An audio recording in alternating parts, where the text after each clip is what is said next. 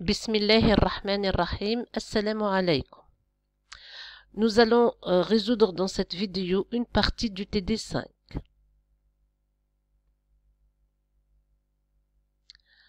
Dans l'exercice 1, on vous demande pour chaque relation ci-dessous d'identifier les redondances éventuelles dans sa population, d'établir le graphe de ses dépendances fonctionnelles, définir sa clé ou ses clés, définir sa forme normale et la justifier, c'est nécessaire, proposer une décomposition optimale. Nous allons commencer par la relation universelle pièce comportant les attributs numéro pièce, prix unitaire, TVA, c'est-à-dire la taxe sur la valeur ajoutée, le libellé de la pièce et sa catégorie. Avec un ensemble de dépendances fonctionnelles, nous avons ici le numéro pièce qui détermine le prix unitaire. Il détermine aussi la TVA, le libellé et la catégorie. Donc, ces quatre attributs dépendent tous de numéro pièce.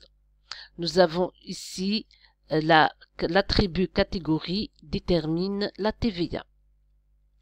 Donc, les DF ayant la même origine, je peux les représenter en une seule ligne, mais en séparant les attributs cibles à l'aide de virgules. Nous allons commencer.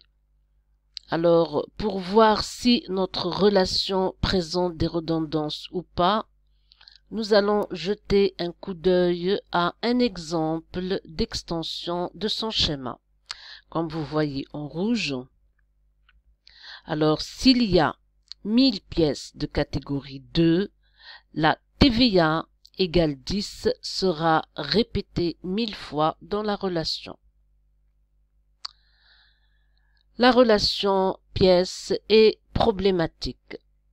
Elle contient des redondances qui causent des anomalies lors des mises à jour et, par conséquent, des incohérences. Je vous donne ici des exemples d'anomalies de mise à jour. Alors, si on change la TVA pour la catégorie 2, par exemple, elle devient égale à 11 ou à 13. Il faut faire cette mise à jour pour tous les 1000 tuples. Si on oublie un ou plusieurs tuples, donc on tombe dans l'incohérence.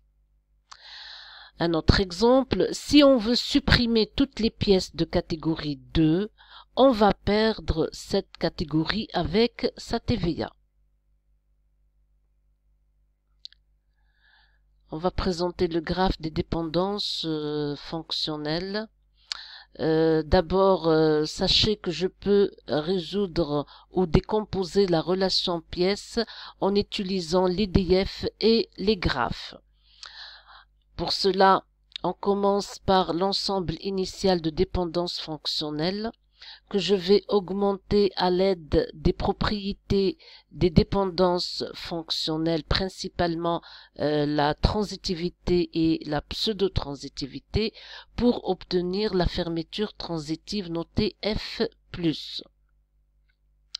À partir de là, nous allons épurer cette fermeture transitive en éliminant les DF augmentées et les DF déduites par transitivité et pseudo-transitivité. On obtient alors la couverture minimale. Elle est représentée, elle est plutôt notée F, parfois F étoile, parfois F-, tout dépend des auteurs. Alors, ce passage par la fermeture transitive me permet de ne pas oublier des DF non donnés initialement. Pour chaque ensemble de DF, on a un graphe. Je peux le représenter par un graphe en utilisant un réseau de Petri. Voilà. Revenons à notre relation pièce et à ses dépendances fonctionnelles que nous allons représenter par ce graphe. Voilà. Maintenant, pour trouver la clé, on va voir, d'après le graphe, quel est l'ensemble minimum qui détermine par des dépendances fonctionnelles tous les autres attributs. On voit ici que c'est le numéro pièce. Il n'y a que le numéro pièce qui peut déterminer tous les autres attributs par des dépendances fonctionnelles. Donc nous avons ici, pour une valeur de numéro pièce, j'ai une et une seule valeur de prix. Même chose pour TVA, libellé et catégorie. Voilà.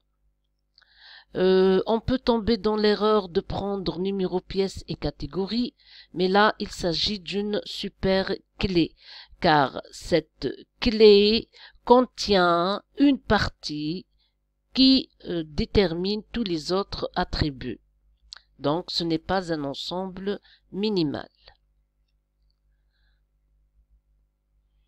Voilà, une fois qu'on a déterminé la clé de la relation, on va pouvoir décider de sa forme normale. Ici, on va utiliser le graphe et les énoncés des formes normales. Donc, à partir du graphe, je vois bien que ma relation est en première forme normale, car tous les attributs sont atomiques, non multivalués, et ceci grâce à l'existence de la clé que nous venons de déterminer. Voilà, on voit bien que pour le numéro pièce, j'ai une et une seule valeur de chaque attribut. Je n'ai pas d'attribut multivalué. Autre chose, tous les attributs sont simples, ils ne sont pas composés, donc j'ai pas de valeur concaténée. Voilà. Pour la deuxième forme normale est aussi respectée, car la relation est déjà en première forme normale et tous les attributs dépendent pleinement de l'identifiant ou de la clé et non pas d'une partie. Donc, toutes les DF sont élémentaires. On voit bien ici dans le graphe, notre clé n'est pas concaténée. Donc, elle est composée d'un seul attribut. Voilà.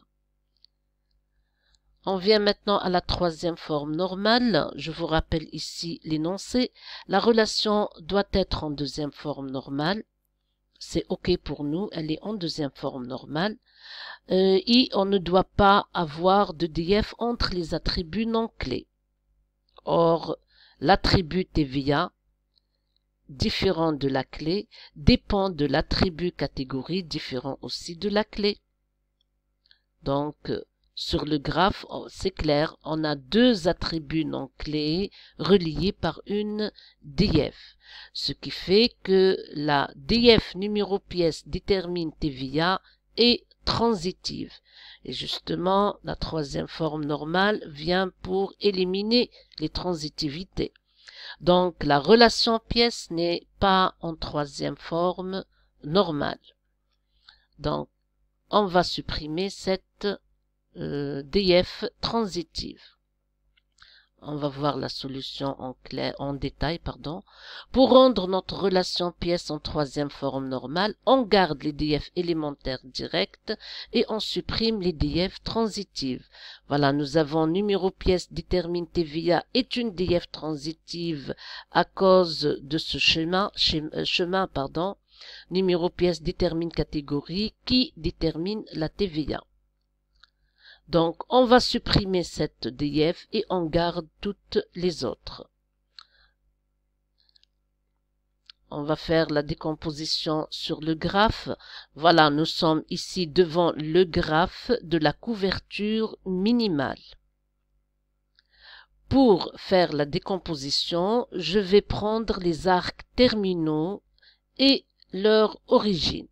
Nous avons ici un arc terminal TVA d'origine catégorie. Voilà, je forme avec l'ensemble catégorie ou la relation catégorie qui comporte l'attribut catégorie comme clé et TVA comme attribut simple. Nous avons ici deux arcs terminaux ayant la même origine, ce qui me donne la relation pièce.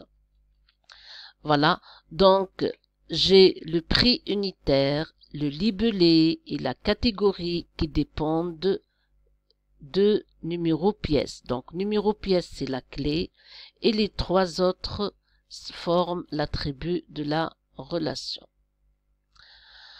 Voilà, donc j'ai la relation pièce avec numéro pièce comme clé, prix unitaire et libellé comme attribut, plus l'attribut catégorie comme clé étrangère, qui référence l'attribut catégorie dans la relation catégorie.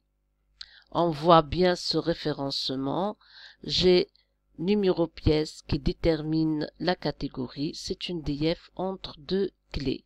Il s'agit d'une contrainte d'intégrité référentielle. Voilà, on va voir des extensions. Voici notre relation universelle qui souffre de problèmes de redondance. Nous venons de la décomposer en deux autres relations ne contenant pas de redondance. Voilà, j'ai ici la catégorie 2, elle a une TVA égale 10 une seule fois.